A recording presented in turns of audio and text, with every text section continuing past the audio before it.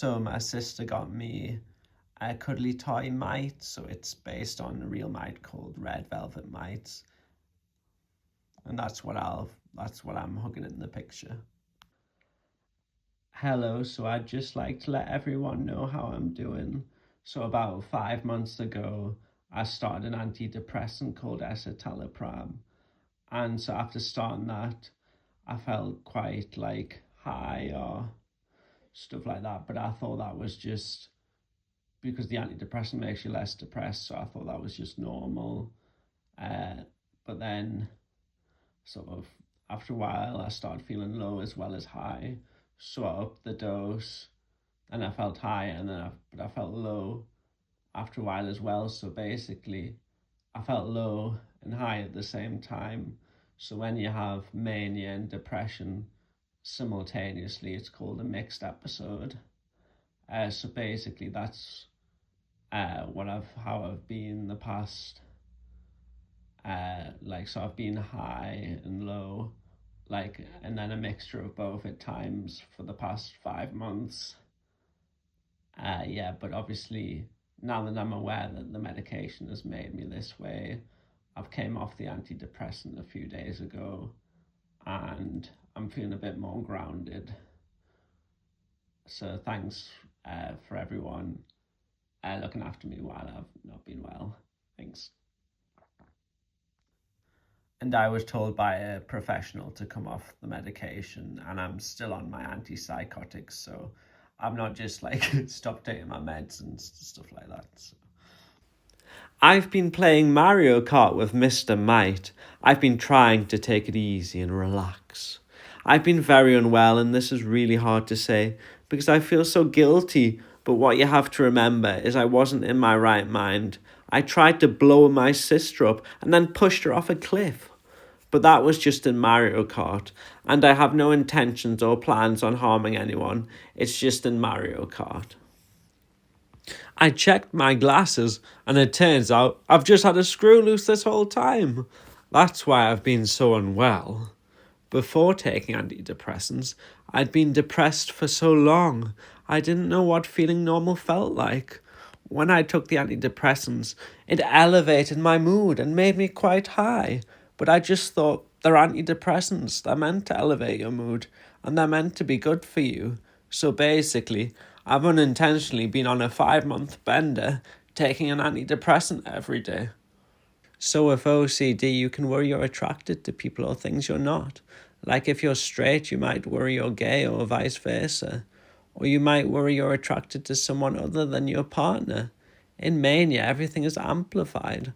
For example, if you love your mom in a completely innocent way, that might be amplified with mania, and it might make you irrationally worry you love your mom too much, even though they're the last person you'd ever be attracted to, even when in mania. With autism, you can love the look and feel of things because you have sensory issues. This is called sensory joy. With mania, this is amplified, and you love sensory things so much you even irrationally worry it's a sexual thing, even though you like sensory things in a completely innocent way. With autism, you can personify animals or inanimate objects, which means you can attribute human thoughts and feelings to them. With OCD, you can then feel distress around accidentally harming tiny animals like insects or mites, causing you to empathize with the mites or insects. Psychotic illnesses may affect something called theory of mind and make your theory of mind hyperactive. This means you might assign thoughts, intentions, or beliefs to everything. So autism, OCD, and bipolar may all amplify each other, causing you to see animals or objects as people. Bipolar mania causes you to have odd and bizarre thoughts and ideas. This means you may then start to actually worry you're attracted to mites because they're your special interest and you love them so much in an innocent way. Here's what I wrote in my mood diary. I'm still in a mixed episode, but I wrote this a few days ago when I was a bit worse and manic at the time. Sister bought me a cuddly toy of a red velvet mite the day before. I'm completely transfixed by the mite, and I've been stroking it and staring at its face for a considerable portion of the day. I've been keep kissing the mite's mouth. I'm not attracted to mites, but I just love mites so much. I don't know how else to express my affection. Thinking this is the best present I've ever had. It's my mom's birthday, but even though I got the mite present a day or two ago, it feels like the birthday is mine, not mom's. The mite is called Mr. Mite, and I'm not attracted to men, so the kissing is purely innocent. I like scratching Mr. Mite's belly for Mr. Mite. My dad has pains, and during my mixed episode, my dad sat on Mr. Mite and hurt himself. Instead of thinking, is my dad all right? I kept thinking, is Mr. Mite all right? I thought about voicing my concerns for Mr. Mite, but I thought that would sound very unsympathetic and insensitive to my dad, and I just kept my mouth shut. I had just got Mr. Mite, and I could have replaced Mr. Mite and bought another one. I just cared so much about Mr. Mite that I didn't want to replace him, even though I just met him. With OCD, I worry so much about actual mice getting squished, and I think my dad sitting on Mr. Mite triggered my OCD. In reality, Mr. Mite won't feel any pain. They're a cuddly toy, but they seem so real to me at the minute. A while ago, someone I know's dog looked at me in a gentle, caring, and curious way, as if they were trying to understand me. The dog was cute as well, and seemed very interested and curious about me. I seemed so transfixed by Mr. Mite's face because they have the same gentle, caring, and curious look on their face, as if they're trying to understand me. It's like they're alive, even though I'm well enough to know they're not actually real. With autism and OCD, I feel empathy for mites, but in mania, I'm so sensitive to people's emotions. If any family member is stressed, anxious, low, or irritable, I feel those emotions very strongly, and it's really overwhelming, as if I can't cope and I have to get out the house. When my dad sat on Mr. Mite, the mania amplified my concerns for Mr. Mite. Mr. Mite could have been crushed. To me, it was like if someone had sat on your baby or pet dog. At the time, I thought, my dad will only temporarily be affected by sitting on Mr. Mite, but Mr. Mite could be seriously hurt permanently. I have such a bond with mites through caring for mites, and mites being my special interest. I keep cradling Mr. Mite and telling Mr. Mite, shh, everything's going to be okay. There's something so distinctive about Mr. Mite's uneven mouth parts. One of them is raised as if they were a person, raising an eyebrow as an emotional response to you. It's like there's no one else like them, and nobody could replace Mr. Mite, even though I've only known them for a few days. I'm the Virgin Mary, and Mr. Mite is my baby Jesus born of virgin birth. So my videos are always quite daft and silly, so it's hard to tell what's just me having a laugh and what's real. Well, firstly, when you're manic, your ideas can be more bizarre. I've said with OCD and autism you can empathise with mites, and with mania it's as if Mr. Mite actually is real and alive. The way Mr. Mite looks at you is as if they're staring into your soul, and you stare back at their face, transfixed, as if you're hypnotised by them. I understand logically, though, that Mr. Mite doesn't have a nervous system, and therefore even if inanimate objects had some fundamental level of consciousness, Mr. Mite has no brain to store memories and couldn't even know who I am. But on an emotional level, Mr. Mite feels so real, it's as if logic and rational thought doesn't matter anymore. I'm worried I'm getting a bit obsessed and delusional over Mr. Mite. Cuddly toys can help people with autism. When I was a child, my dad didn't know I was autistic and didn't let me buy cuddly toys after the age of 8. I've heard of some autistic people's relatives throwing away their cuddly toys or even breaking them. I was worried my dad might harm Mr. Mite, and maybe this was triggered by when he sat on Mr. Mite by accident. And obviously this is a bit like paranoid. I don't think my dad would ever actually harm Mr. Mite. It's nearly Christmas, and I thought Mr. Mite was my baby Jesus, and my dad was King Herod, coming to harm all the mites. I think I still have some reasoning intact, though, and I know I'm not really the Virgin Mary, and Mr. Mite is not really the baby Jesus. With mania, though, you can have more bizarre thoughts and ideas, even if you still have some insight or ability to reason left, and know the ideas aren't really true. Here's what I wrote in my mood diary to help the psychiatrist know whether I have bipolar or not. Monday afternoon. Mood A, driving incredibly chaotic, impulsive, and reckless in Mario Kart, doing lots of tricks and crashing into everything in Mario Kart. I play Mario Kart every day, so it's easy to compare my driving. When coming home from therapy appointment, walking really fast and then saying to Mum, sorry, I think I'm walking a bit fast, talking a lot.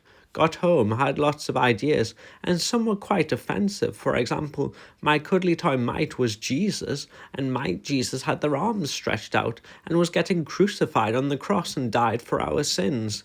Talked to Mum about video ideas and asked her if the ideas were offensive, and she told me not to make the videos, so I haven't. Well, apart from this video I'm just doing now, I feel like I want to party a lot. I've made 3.5 hours worth of videos on mites so far. It's like I have a series of episodes on mites. I like how, with David Attenborough, there's the blue planet and the green planet. Lots of mites can be red, and red and pink are my favourite colours. Red is so bold and intense, it's an autism sensory thing, amplified by mania. I want to call this documentary The Red Planet because I love red so much. It would be a bit confusing because Mars also gets called the Red Planet, and so some people might think the documentary is about Mars. I really just impulsively want to call it the Red Planet without being able to think clearly and won't settle for anything else.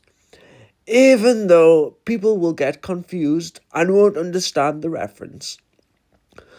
I don't know, maybe I'll just call it Mites and Mental Health, but that doesn't have the same buzz to it. In my story, everything is made of mites, and maybe there's a planet completely made of mites. So I live with my girlfriend made of mites, and our baby made of mites, and our pet gecko made of mites, in a house made of mites, in the middle of a desert made of mites, with sand dunes made of mites instead of sand, and with rocks made of mites. And this is all on a planet made of mites. Just like how Jesus came to Earth to save humanity, Mite Jesus came to the planet of the mites to save the mites. As of this day, I feel more grounded and know that Mr. Mite isn't really Jesus. I feel less transfixed by Mr. Mite and don't feel as like they're as alive anymore. I still have wacky ideas with mania about the Mite being Jesus, but I know Mr. Mite is not really Jesus, so it's not a full-blown delusion. Silent Mite, holy Mite, all is calm, all is something, oh.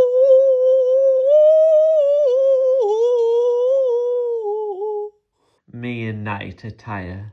Old pillows can contain millions of dust mites. I want to give an old pillow that's turned yellow a hug because it's like hugging millions of dust mites. But I don't really want to hug the pillow because I worry I might squish and hurt the dust mites. Beds are cozy and it makes dust mites feel cozy as I snuggle up to them in bed.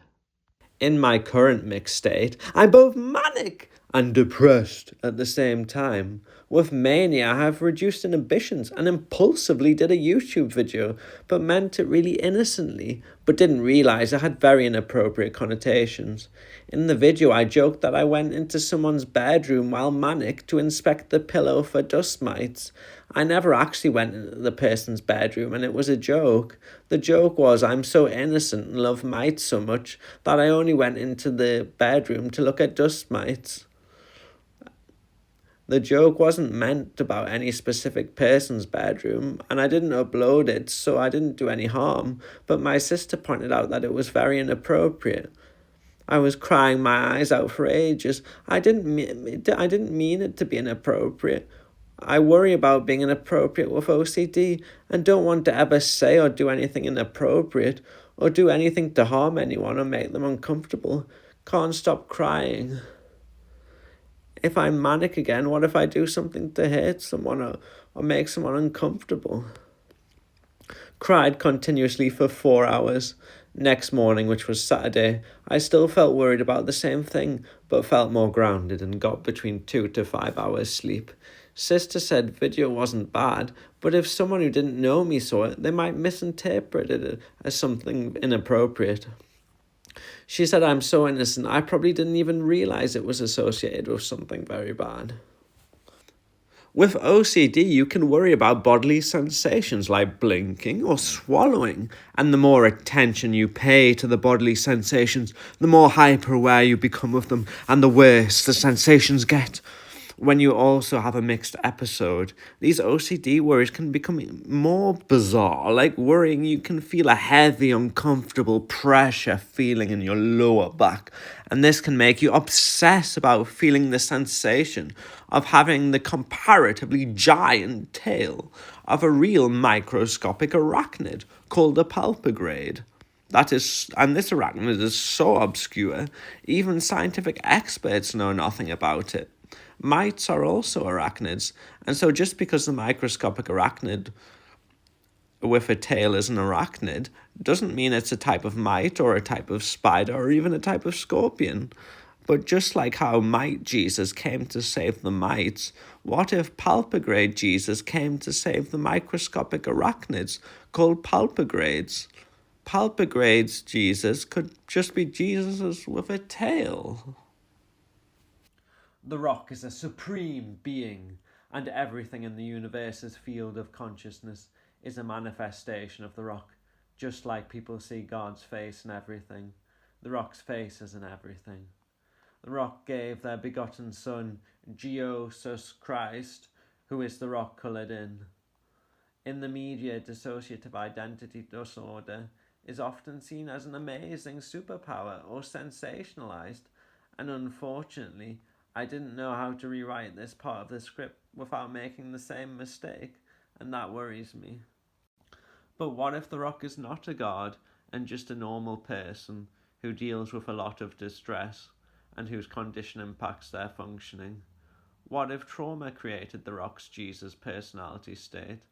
The rock felt powerless and thought Jesus would help them survive their trauma and deliver them from evil. Jesus would protect them, and so they developed a Jesus personality state. Being vulnerable hurt too much, they needed to be divine. The rock also has borderline personality disorder, which can cause psychosis symptoms like delusions. The rock has religious delusions which center around their Jesus personality state. The rock feels fragmented and scattered inside, making them think they are everywhere and all present. My mum also has bipolar, but my mum also has a really pink face because she has a skin condition called rosacea, which makes your face pink. When my mum was manic, she thought she was Jesus and that people were coming to crucify her at 3 o'clock. Jesus was Middle Eastern, but white people depict Jesus as white, and some black people depict Jesus as black. My mom has a pink face, and so mom is pink Jesus, and she actually did think she was Jesus as well. I'm the real Jesus. No, I'm the real Jesus. No, I'm the real Jesus. No, I'm the real Jesus. Welcome to Jesus Wars, where only one contestant can be crowned the true Jesus. The rock spoke. All this suffering, I feel abandoned by God. I fear abandonment so much. If I am God, then God is with me and in me and will never leave me.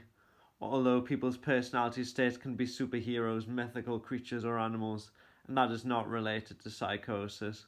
Maybe I am not everything and anything, like planets, drugs, or subatomic strings. Maybe my personality states are subtle and covered up in public. Maybe they are mostly rocks like me, but some rocks of different ages. My delusion is past. I have a very daft, silly sense of humour, which means I normally like making wacky videos. When I'm in mania, I get even more wacky ideas.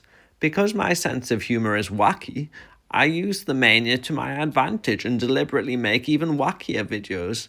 I don't actually believe Mr. Mite is Jesus or that my pet rock is Jesus.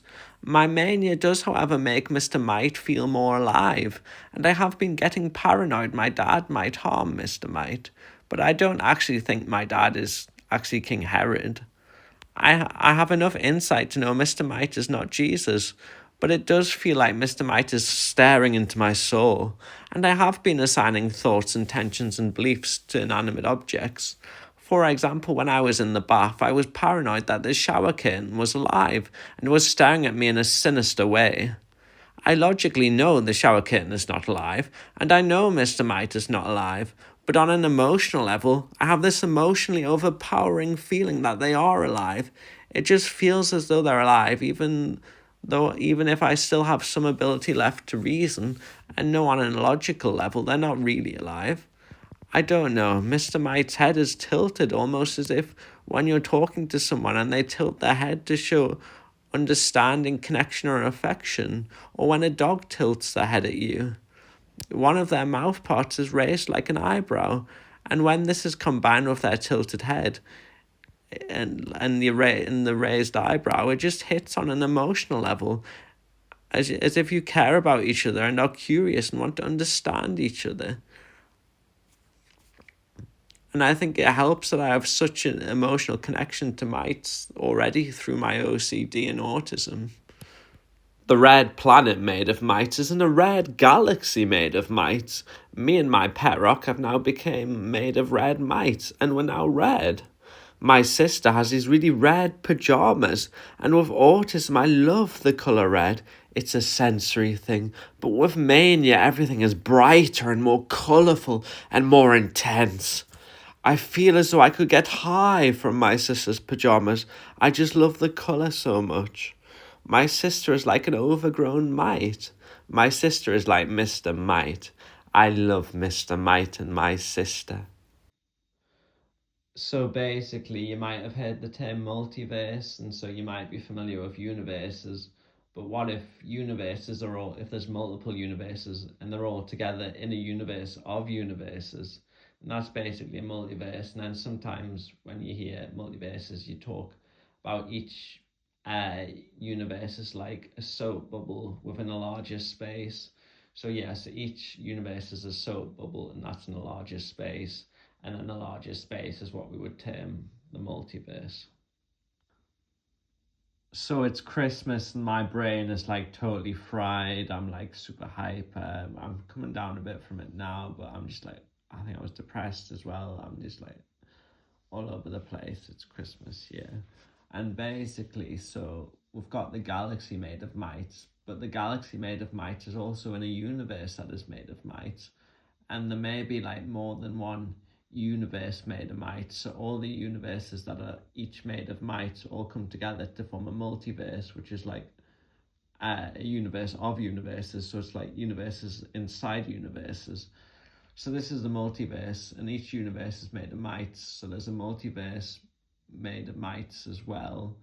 So basically, what I'm saying is that there's me, who I'm now made of mites, and my pet rock's now made of mites, and I have my girlfriend who's made of mites, and we had a baby who's made of mites, and then I have a pet gecko lizard who's made of mites, and then we all live in a house made of mites, which is then in a desert made of mites. We have like sand dunes which are made of mites, and of course mites are the same size as sand particles, and sand, the definition of sand is basically any particle that's of a certain size and might fit that definition. So mites are basically sand, but that's another story I'm not going to get into. So, and then there's like sandstone made of red mites as well, and like rocks and stuff, and that's all on a planet made of mites in a galaxy made of mites, which is then in a universe made of mites,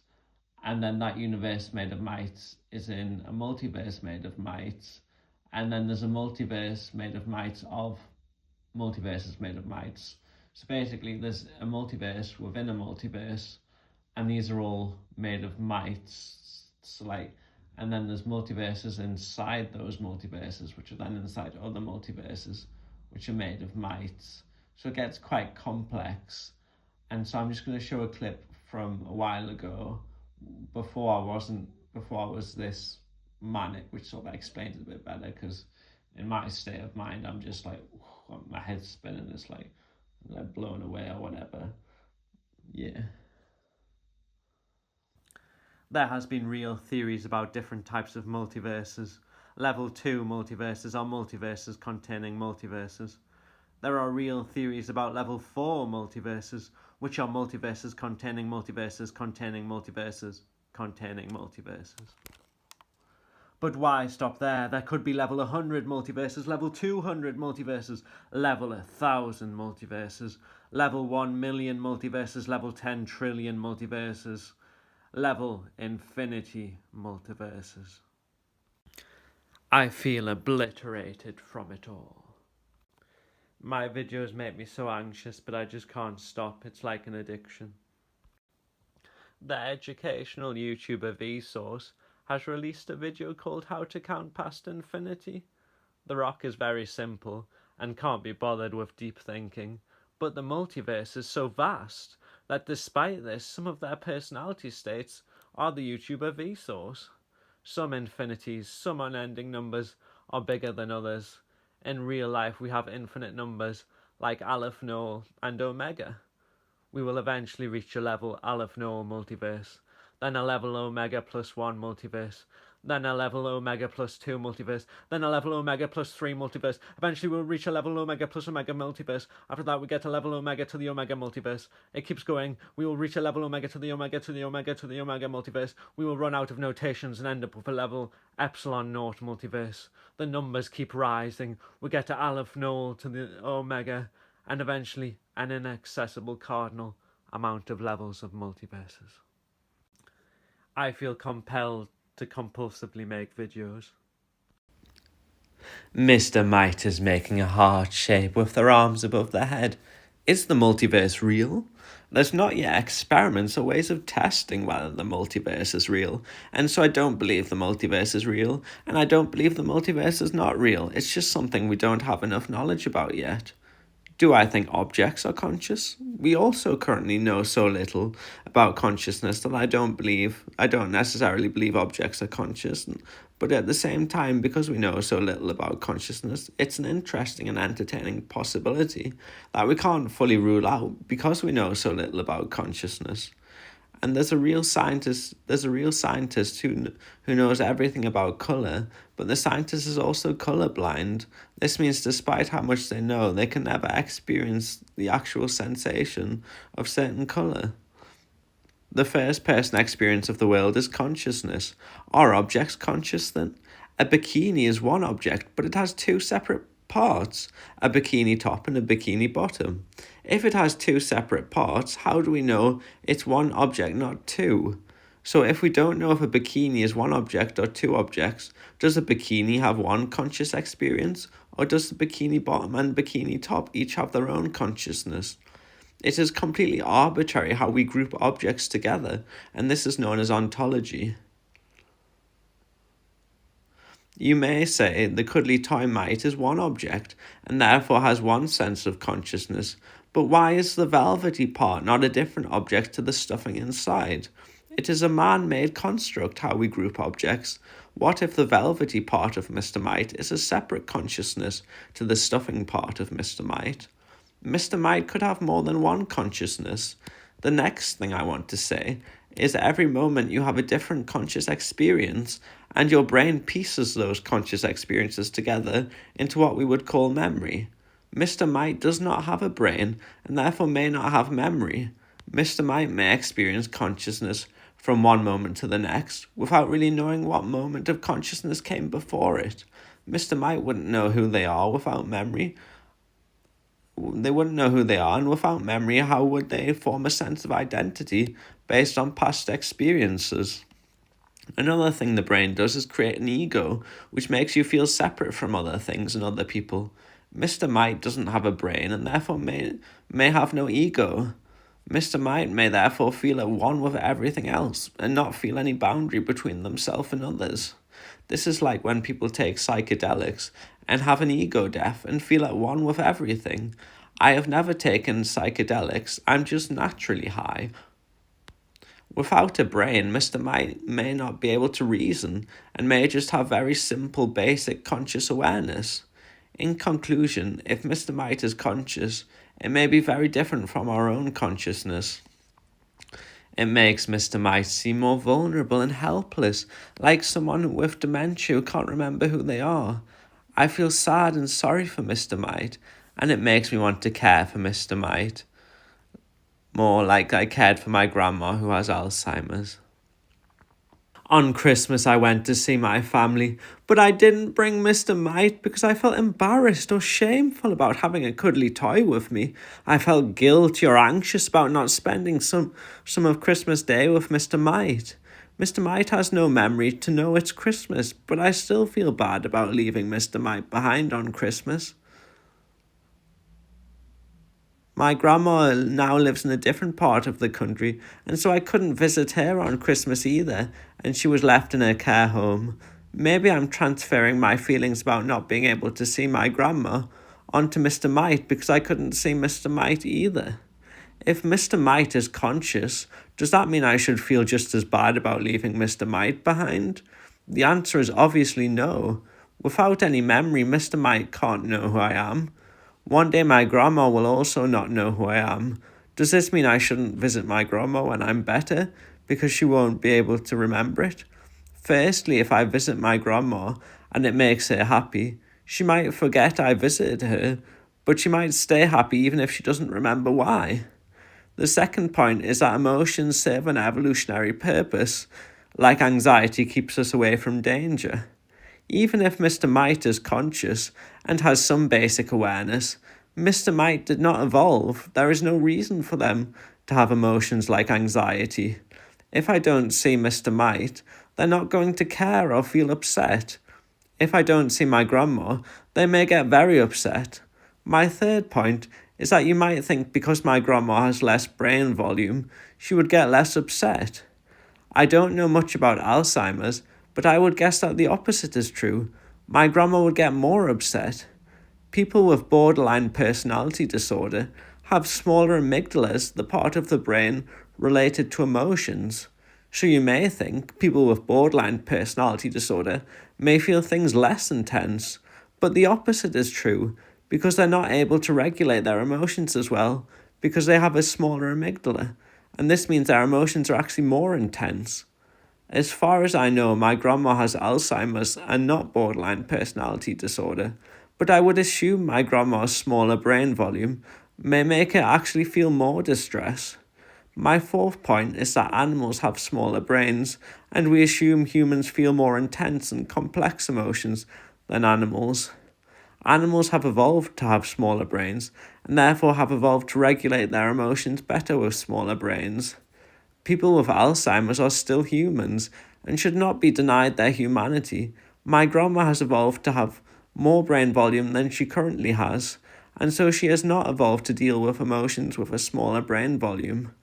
All these reasons are why even if Mr. Mite is conscious and has some fundamental level of awareness, they're not going to care if you don't visit them, whereas my grandma could be very upset if I don't visit her. When my mixed episode has passed, I want to visit my grandma more and look after her. My final point is you may say my grandma is just acting out because she's like a child, but children don't know what to do with their emotions, and neither does my grandma, so she needs extra support to manage them. Maybe Mr. Mite is conscious. Maybe they have some basic fundamental experience of what it is like to be Mr. Mite. But it would probably be nothing like what you're familiar with as a human, and Mr. Mite's experience would be nothing like how it feels to be my grandma. Also, if Mr. Mite's velvet fabric is a different consciousness to Mr. Mite's stuffing, Mr. Mite wouldn't be alone because Mr. Mite would be made up of more than one consciousness, or like separate parts. And that's interesting because when we talk about dissociative identity disorder or like OSDD, which are like what multiple personality disorder used to be known as, sometimes people can like some aspects of having more than one personality state because they can sort of keep each other company.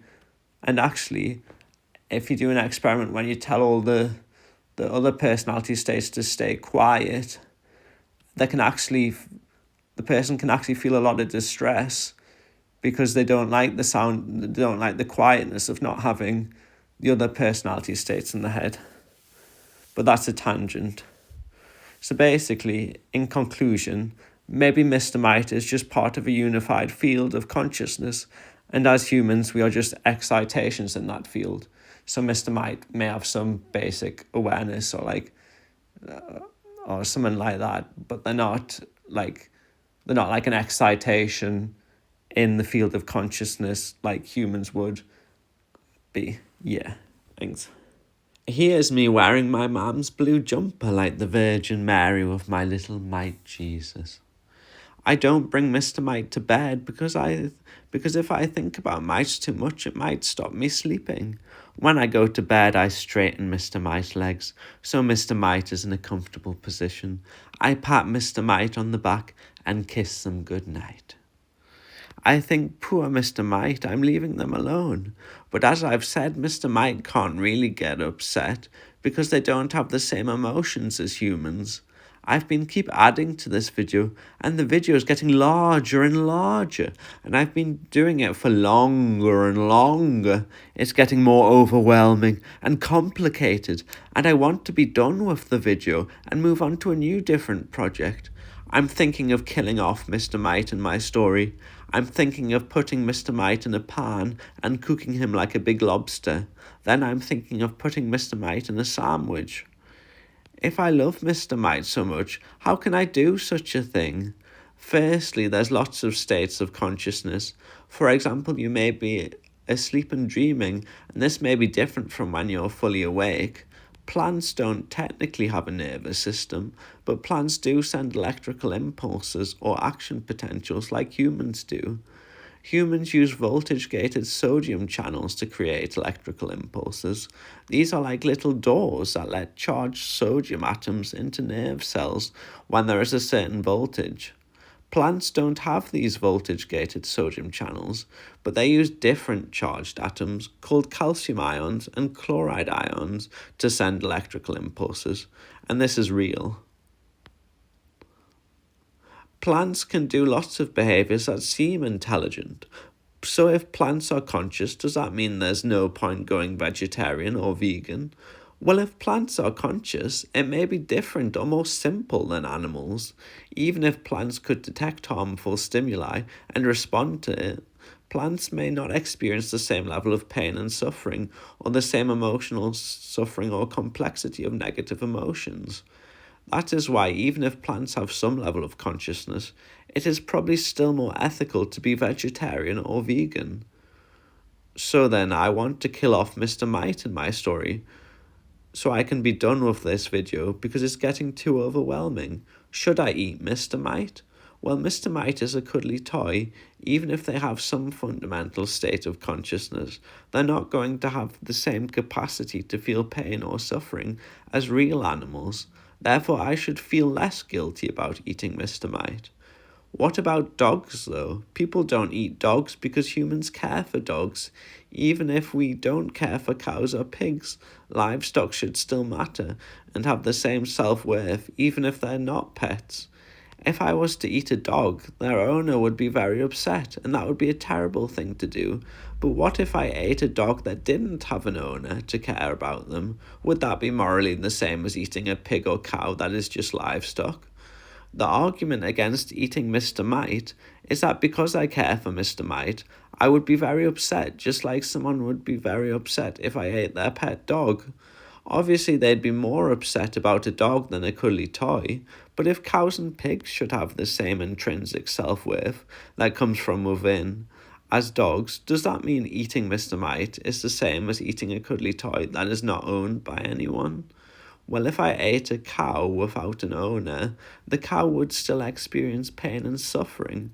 Whereas if I ate a cuddly toy that doesn't have an owner, even if the cuddly toy has some level of fundamental consciousness, they wouldn't feel the same sensation or degree of pain and suffering as a cow. I don't really want to eat Mr. Mite, but I have to kill them off to end this video. I need a character arc. I need to change from being completely transfixed by Mr. Mite to realizing they're not as human as I thought Mr. Mite was. I need to eat Mr. Mite to show I've become less manic and no longer think Mr. Mite is as real and alive as they once were. Maybe I would never really eat Mr. Mite. Maybe I would just fake Mr. Mite's death so that the story could be over. Wink, wink.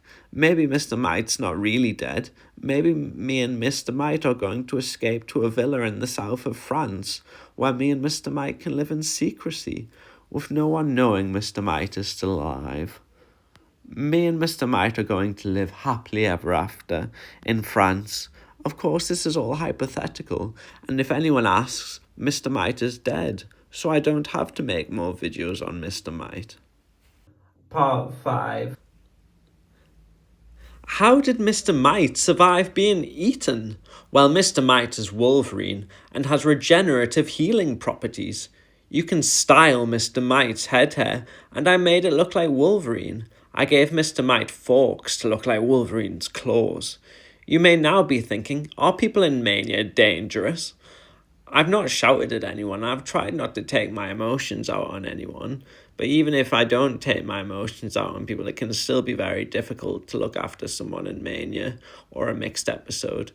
So I like styling Mr. Mite's hair, but sometimes I find dry, hard bits stuck in Mr. Mite's hair. This might just be glue holding Mr. Mite together. I feel the compulsive urge to pull the hard bits out of Mr. Mite's hair, but I try to be careful not to damage Mr. Mite. You may have heard of hair pulling or trichotillomania or skin picking, and these are types of what's called body-focused repetitive behaviours, or BFRBs for short. Picking your nose can also be a BFRB. I am afraid to admit that I compulsively pick my nose sometimes, like how hair pulling gets called trichotillomania. A condition associated with nose picking is rhinotelexomania. Some people will say, we're all a bit autistic or bipolar. That's what I want to be careful about, because although I pick my nose quite a lot, there is probably quite a big difference between occasionally pulling hair or skin picking to when this is a full-blown condition. Sensory toys can be used for a BFRB. I pick my nose a lot and pull dried, irritating snot from my long nose hairs.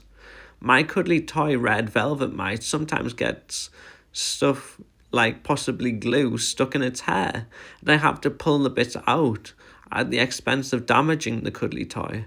The lumps in Mr. Mite's hair are similar to dried snot, even though they are not snot. I wonder if there is a connection between pulling dry lumps out of my cuddly toy's fur, like when I pull lumps out of dried snot out of my nose hairs. Is the behaviour of the cuddly toy an extension of my nose picking? Birds can compulsively pull out feathers, and some birds will pull the feathers off their chicks as well. Might have always been like my babies, and I wonder if my sense of self extends to the mites, as if picking their head hair is like picking my own nose hair. What may be going on, though, is that I'm redirecting my urge to pick my nose into a safer outlet, such as picking at Mr. Mite's hair. You may say, how can Mr. Mite be Wolverine and Jesus at the same time? Well, first we have to clarify what I said earlier about a bikini, because a bikini can be thought of as one object, or two, a bikini bottom and a bikini top. And so it's completely arbitrary if whether you classify bikinis as one object or two objects. And so could a bikini have one consciousness or two consciousness? Is because it's like arbitrary how you divide consciousness up, because objects are all like arbitrary man-made terms. Yeah, so anyway, so Mr. Mite's velvet fabric is a separate consciousness to the consciousness of Mr. Mite's stuffing. Mr. Mite's longer head hair is also a separate consciousness. Even if a fundamental form of consciousness can exist without a brain, Mr. Mite has no brain to store memories. Without a brain, Mr. Mite has no memory to form a sense of self, or then remember it. I have to impose the identity of Jesus and Wolverine onto myself. Can Mr. Mite form a personality or develop a personality disorder if they have no memory to develop an identity? With dissociative identity disorder, a person can have dissociative amnesia and not remember, and their identity can be in separate parts. With dissociative identity disorder, you can dissociate from your senses and surroundings. You can feel removed from everything around you. Mr. Mite has no sense organs or brain to process the senses in. Objects are man-made social constructs, just like you could call a bikini one object or two objects, a bikini bottom and bikini top. So objects can be arbitrarily divided into any number of parts. Mr. Mite has no senses, no memories, and they are split into an innumerable, arbitrary amount of parts. Mr. Mite has an extreme version of DID, and a version so extreme that I don't think you'd ever see that in people, this version. And that's why I've invented a new condition which Mr. Mite falls into. And this new condition I've invented is called OSDD5, or Other Specified Dissociative Disorder 5. So in the Diagnostic and Statistical Manual, or DSM-5, there's already conditions called OSDD. You've got OSDD 1A, 1B, OSDD 2, OSDD 3, and OSDD 4. As far as maybe there's more, but I can't think of any. So they're all dissociative conditions. And so I've created this OSDD 5, which is a new condition. Yeah, I think I must still be quite manic, and hopefully when I look back on this video in the future, I'll still be able to understand some of what I've said, hopefully, to people who know about like dissociative disorders and stuff like that. Hopefully it makes some sense, and it's not just completely incoherent word soup. So yeah, I will see how well this video ages. Thanks. Part 6. So the rock was made of sandstone, which is just grains of sand cemented together or whatever. But now the rock is made of completely of mites, and so each mite is like a grain of sand that makes up the rock. So we've talked about OSDD 5, which is a condition I've made up, but also the rock has what's called DID, which is a real condition, except it doesn't normally affect rocks. And so what I want to say is, sometimes you can lose your train of thought with me and you quite a lot, like you're thinking really fast and then you lose your train of thought, which is what's happened here. So as I try and think about what I was going to say, I will come up with 5 more other thoughts about random tangents, which is probably not a good idea. But anyway, so the rocks has dissociative identity disorder, which is different from the Mr. Mite's condition, or SDD5. So we're going to talk about how I deal with the rock, because obviously you may look at a rock and think it's not really doing anything. And you might try talking to rocks and you might get no reply, and you might think, oh, there's nothing going on in rock's head. They're completely like unconscious. There's nothing about them.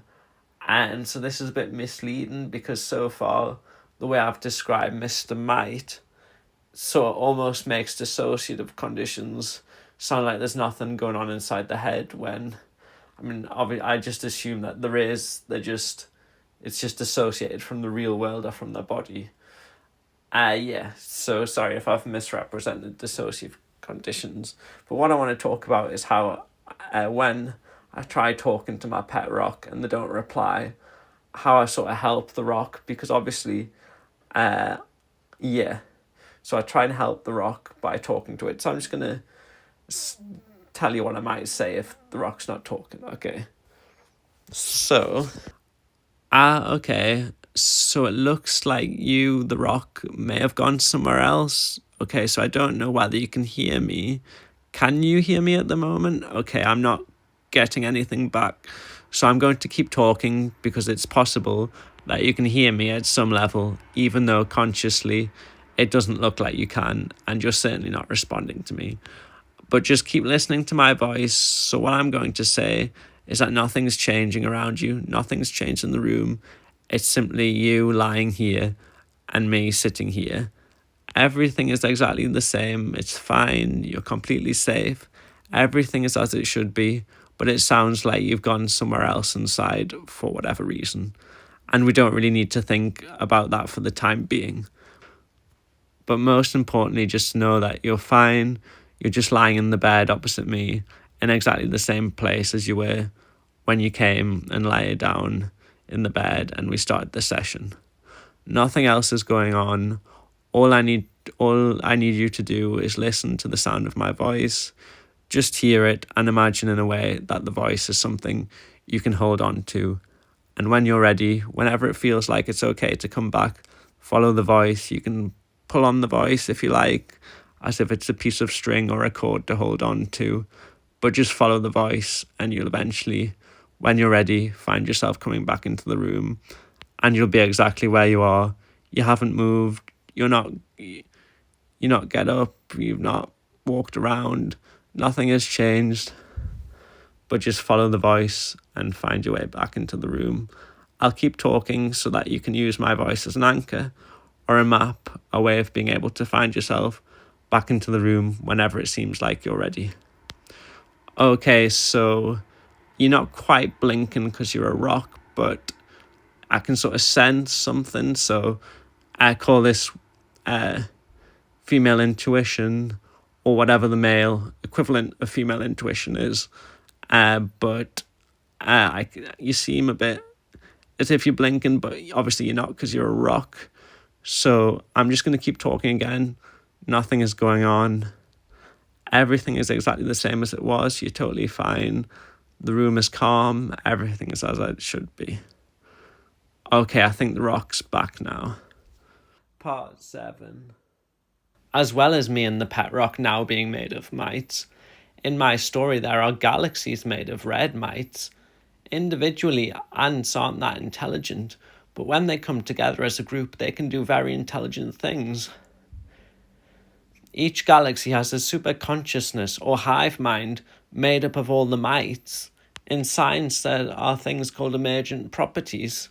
These are where something little, like an atom, can't do much by itself, but when little things come together, like atoms coming together, they can form things like planets and galaxies, which are much bigger than the sum of their parts.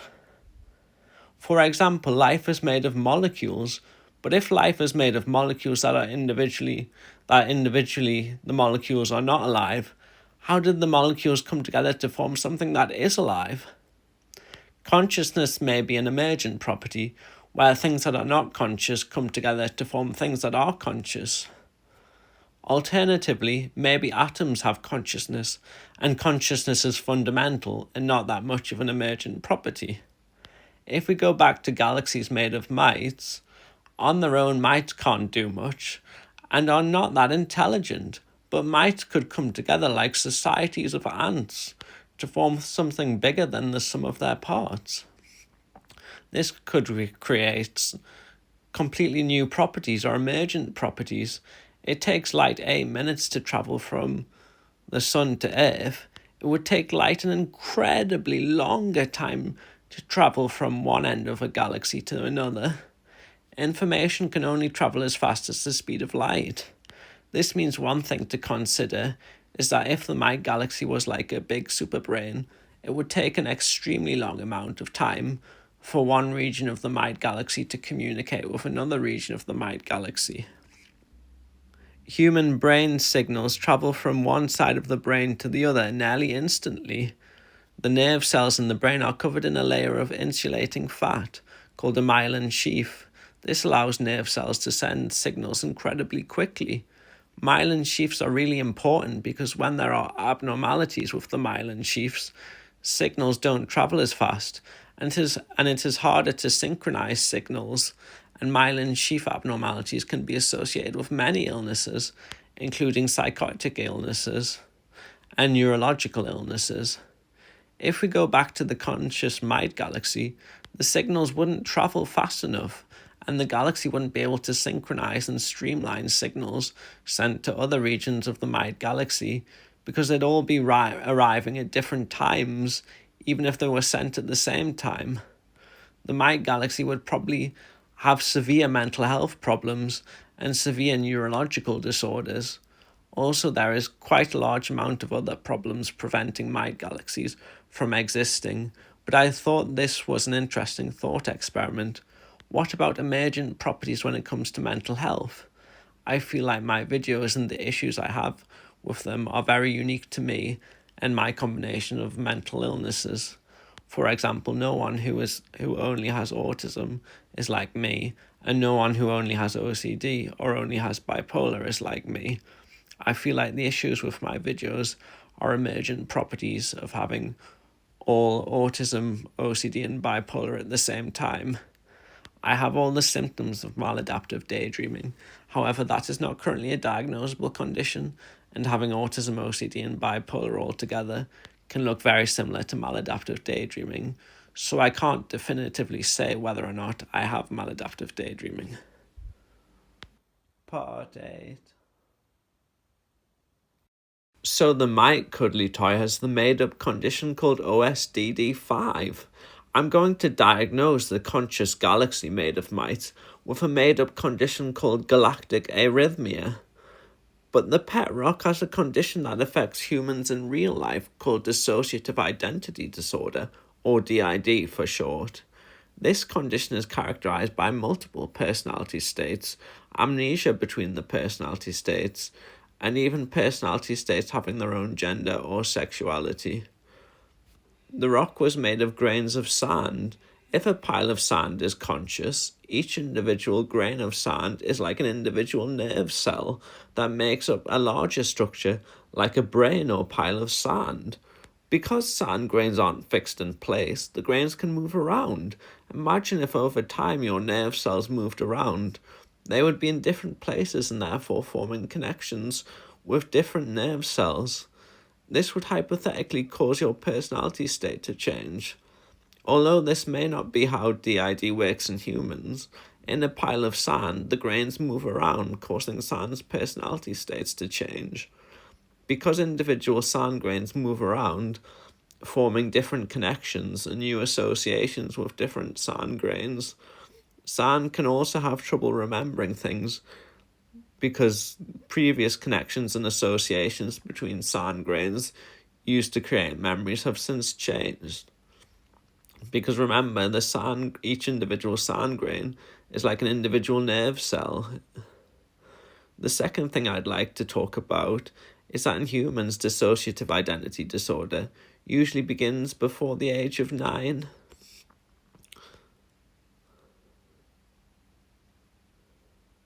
Children in general start out with their identity not fused into a single identity, and as they get older their identity fuses, but in DID the personality states stay separate. How does this relate to sandstone?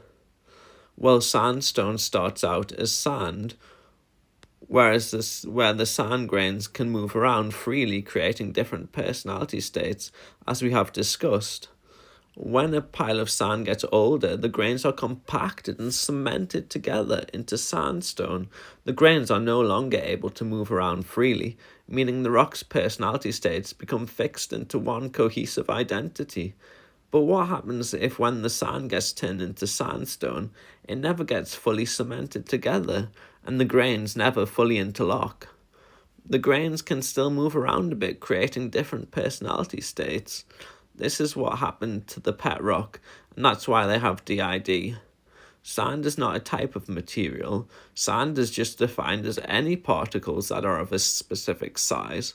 It doesn't matter what the particles are like chemically made of or anything like that. Mites are the same size as sand grains, and so mites are technically sand.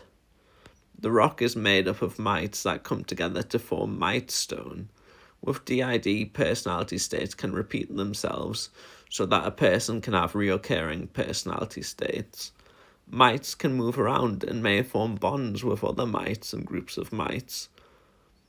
This means the mites may choose to arrange themselves in the same groups or configurations of mites. And remember, the rock is made of mites. So this means in the mite stone personality states can be reoccurring just like in humans with DID. And the mites making up the stone are like a colony. And that's why I'm diagnosing the mite stone with a new subtype of DID I've made up called colonial DID. Part 9. My family say I'm the least narcissistic person you'll ever meet. However, with mania, you can have these big, grandiose ideas for your videos that are really complex, and you want to make 5-hour-long videos.